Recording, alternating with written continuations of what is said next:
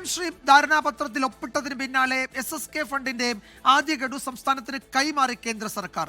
92 കോടി 41 ലക്ഷം രൂപ വിദ്യാഭ്യാസ വകുപ്പിന് ലഭിച്ചു. വിജയകുമാർ, PM ശ്രീ പദ്ധതിയുമായി ബന്ധപ്പെട്ട വലിയ വിവാദങ്ങൾ ഉയർന്നെങ്കിലും പദ്ധതിയിൽ നിന്ന് കേരളം ഇതുവരെയും പിന്മാറിയിട്ടില്ല. ധാരണാപത്രം തൽക്കാലം മരവിപ്പിക്കാനുള്ള ഒരു തീരുമാനം മാത്രമാണ് സർക്കാർ എടുത്തിട്ടുള്ളത്. അത് ഇക്കാര്യം രേഖാമൂലം കേന്ദ്രത്തെ അറിയിച്ചു എന്ന കാര്യത്തിലും ഇതുവരെയും ഒരു വ്യക്തത വന്നിട്ടില്ല. ആ ഘട്ടത്തിലാണ് കേരളം ആവശ്യപ്പെട്ട അല്ലെങ്കിൽ കേരളം സമർപ്പിച്ച പ്രപ്പോസലുകളുടെ അടിസ്ഥാനത്തിൽ കേന്ദ്ര ഫണ്ട് ഇപ്പോൾ ലഭ്യമായിരിക്കുന്നത്. SSK ഫണ്ടായി 92 കോടി 41 ലക്ഷം രൂപ വിദ്യാഭ്യാസ വകുപ്പിന്റെ അക്കൗണ്ടിലെത്തി. 109 കോടി രൂപയുടെ പ്രപ്പോസലാണ് കേന്ദ്രത്തിന് കേരളം സമർപ്പിച്ചത്. ഇതിൽ 92 കോടി 41 ലക്ഷം രൂപയാണ് ഈ റെക്കറിംഗ് ഫണ്ട് ഇനത്തിൽ ഇപ്പോൾ കേരളത്തിന് ലഭിച്ചിട്ടുള്ളത്. നോൺ റെക്കറിംഗ് ഫണ്ട് ഇനത്തിൽ 17 കോടി രൂപ കൂടി ലഭിക്കും എന്നതാണ് ഇപ്പോൾ പ്രതീക്ഷിക്കപ്പെടുന്നത്. ഇന്ന് ഈ ഫണ്ട് അനുവദിക്കുന്നതുമായി ബന്ധപ്പെട്ട് സുപ്രീം കോടതിയിൽ കേരളം നിലപാട് അറിയിച്ചിരുന്നു. ഈ സ്പെഷ്യൽ സ്കൂളുകളിലെ അധ്യാപകരുടെ